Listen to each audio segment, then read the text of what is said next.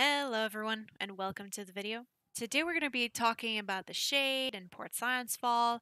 It's a pretty hefty story, but we're going to try to get through it in a manner that's understandable, clear, and doesn't confuse. Well, it does confuse me sometimes because I actually used to confuse that Zareph would leave Stillmore, come back, would leave Stillmore, go to Port Scion, go back to Stillmore, and then go back to Port Scion, and then die. But that's not what happens because that isn't what happens. But in any case, so in our life. In our last video, we talked about Shyla specifically, but also showed her alongside Warren and Cyril in the Sanctum. So yeah, they're pretty important in the story because they were alive during the Shade and Port Science Fall. They actually died, and that's how they became the leaders of the Guardians because they were some of the first ascended Guardians.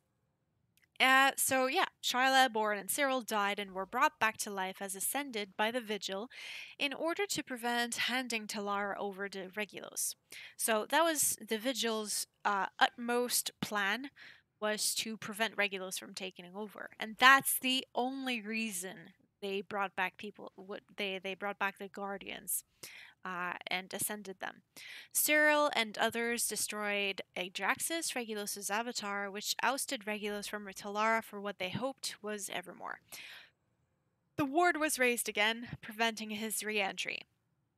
Now, the city of Port Scion fell when Prince Zareph was betrayed by the Guardian Alsbeth Rothman, who the Ascended now know as Alsbeth the Discordant in River of Soul specifically, but also in Iron Tomb and what's the other place?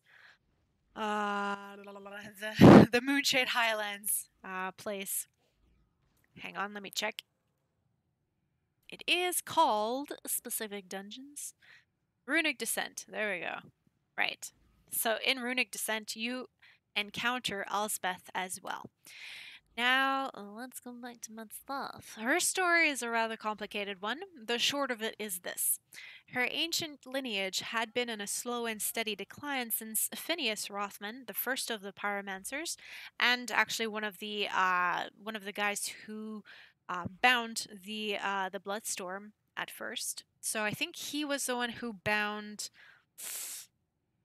Don't quote me on this. I don't remember specifically, but I think he's one of the ones that bound. Not Greenscale. Then who was it? Oh darn, I forgot. But he bound one of the other dragons, not Greenscale, because I remember actually doing Greenscale with my bindings of blood with my guild, and he was not there. Anyways, in any case, when she was younger, so what happened was Phineas Rothman won glory. So he won glory for his family, and then after that, it was a steady decline. For many reasons, the biggest of which is that his family was often associated with the cult of the Endless. Now, whether or not her dad or her mother were part of the Endless, I don't know. But they were very often accused, the family line was very often accused of being cultists. When she was younger, her father killed her mother for adultery and then himself was executed for the grim action. I don't think it was ever told why he killed her mother. Oh yeah, sorry, for adultery, but I mean, who did she commit adultery with? Don't know.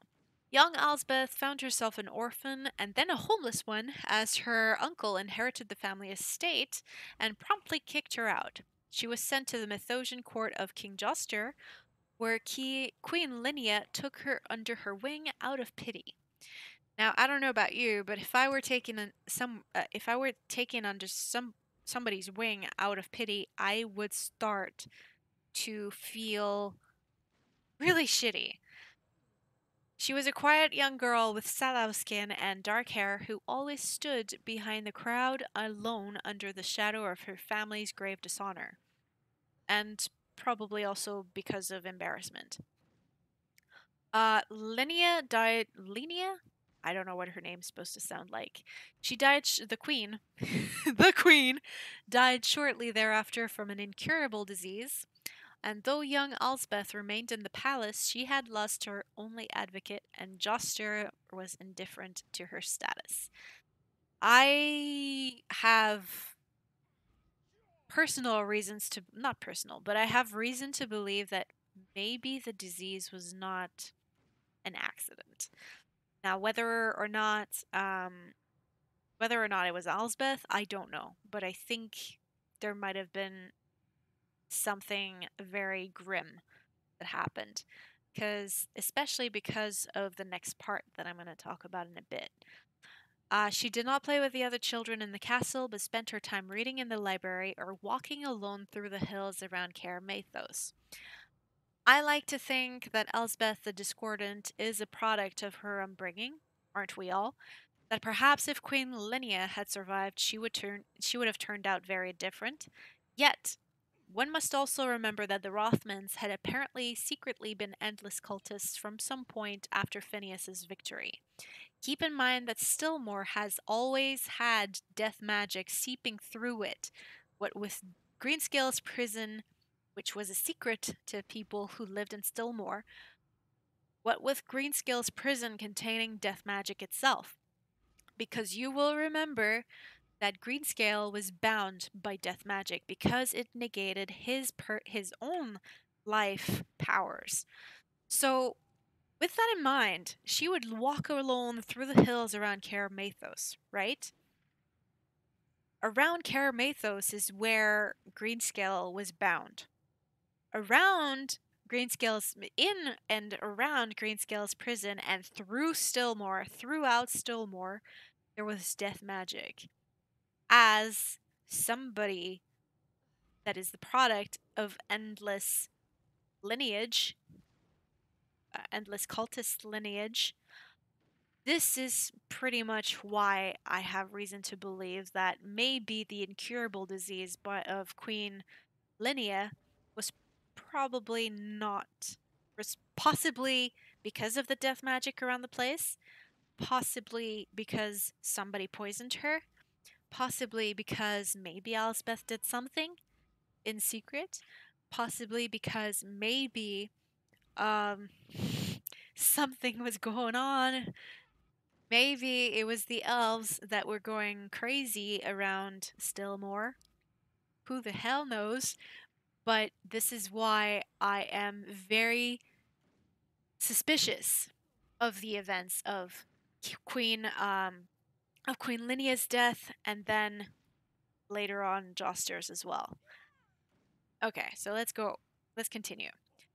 Also keep in mind that, yeah, so I talked about this, I think. Also keep in mind that Caer Mathos, where Alsbeth walked alone as a dejected youth, is where Greenscale was imprisoned. One could suspect that perhaps she wasn't an endless cultist beforehand, but the death magic may have spoken to her then, and maybe even before. Maybe the death magic took her under its wing before Queen Linnea died. We're not quite sure. Nevertheless, she studied at Quicksilver College and somewhat befriended Asha Katari, who was also a student there. I say somewhat because they weren't quite friends, more like frenemies who always attempted to one up another, and they both recognized that they were very good students. Right? Because yes, they were both quite gifted mages, but chafed under the stringent curriculum, which is perhaps why Asha enjoyed Orpheus's teachings, because he wasn't quite like the other professors. Maybe he took a special liking to teaching Alsbeth too? We'll never know because he's apparently dead. Whoops, spoilers. At some point, the two girls were pursuing the art of the warlock, and Alsbeth blamed Asha, who was promptly expelled from the school, which forbade study of the dark arts. By the It's like Harry Potter in there.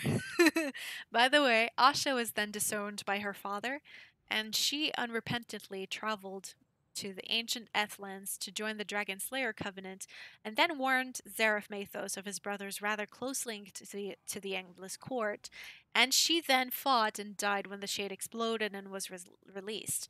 But she does crop up later, so stay tuned. later videos. Asha says, I learned at a very young age that the world is full of people who are terrified by knowledge and the power it bestows to the individual. Freedom is to be seized by those with the courage to think for themselves. Anyways, Alsbeth then became Quicksilver's star pupil due to Asha being gone. Like I said, there was always rivalry, and Asha was always the star beforehand. So with Asha gone, then Alsbeth became star by proxy. She strove for the top, always, I don't know, trying to erase her family's cultist and personal stain in a way, I guess. As an aside, it would have been interesting to see her father somewhere along the endless saga before Alsbeth's demise, because maybe a flashback of how she came to actually be evil deep down inside would have been very, very good and very, very informative for people like me who actually enjoy the lore. Because right now, we don't know how she became a cultist, or if she was beforehand. She fought with Zareph and passed away during the war on the dragons and was then revived by the Vigil. Yes, she was, as an Ascended before turning to Regulus. They saw something in her, and perhaps she managed to hide the darkness within her. Or maybe it wasn't there yet. I don't know. I don't know. All I know is I'm very suspicious of the whole Alsbeth lore stuff because it doesn't quite add up, to be honest.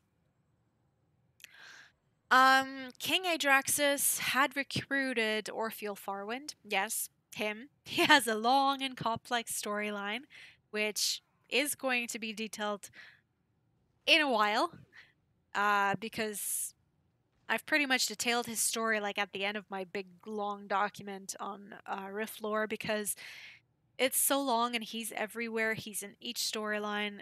It's better to leave him for last because he's like the big bad link between all of the stories, between all of the lore.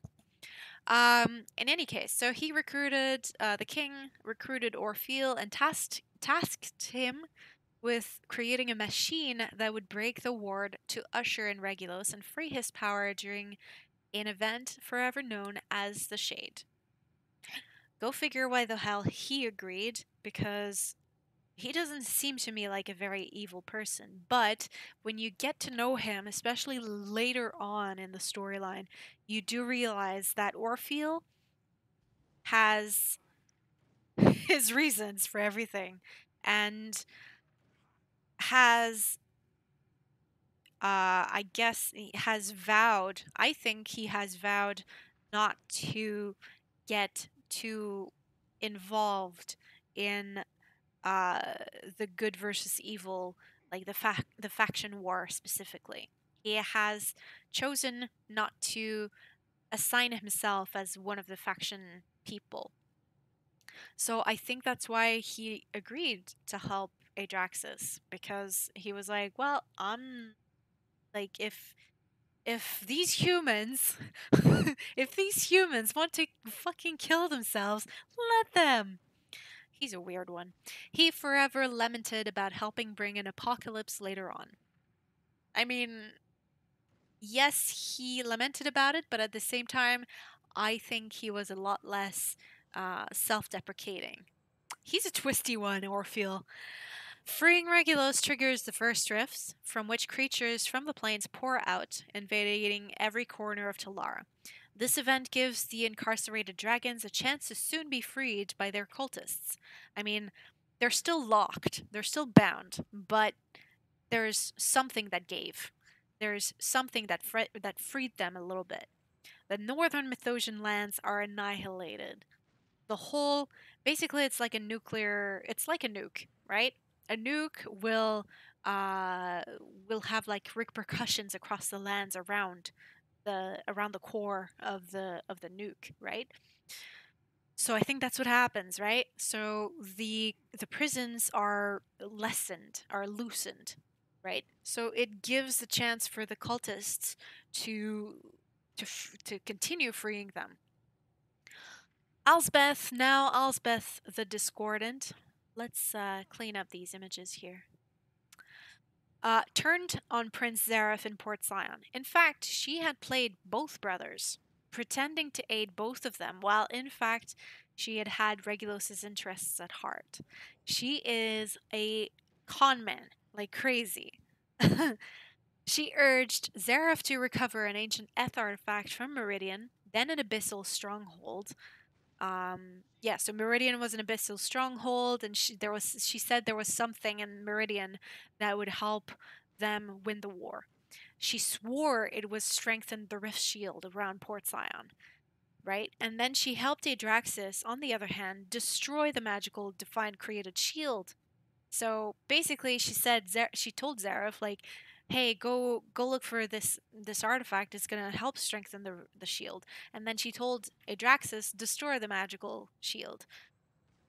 It prevented invasions from passing through, but then when she destroyed it, when she helped Aedraxis destroy it, it didn't anymore. She opened a death rift right in the city center to allow in the forces of Regulus once it was done.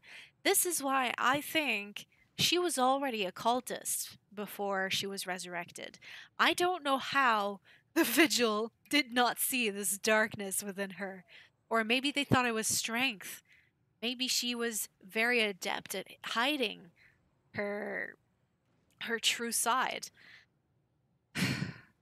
Alsbeth Alsbeth's story was cut too short. Very honestly, like I think that the Tron writers were just like, "Oh, she's evil, let's kill her and then be done with her." The Guardians and Defiance fled the port city, and both factions now blamed the other for its fall. But in the end, it was Alsbeth's fault. Alsbeth's fault. Let's remember that. When the Shade was unleashed, Asha was amongst those destroyed in its dark wave of power. As we said, beyond the veil, Regulus drew her spirit from the soul stream and infused her with great power, a temptation to convince Asha to become his general on Telara. Yeah, so. Oh, God.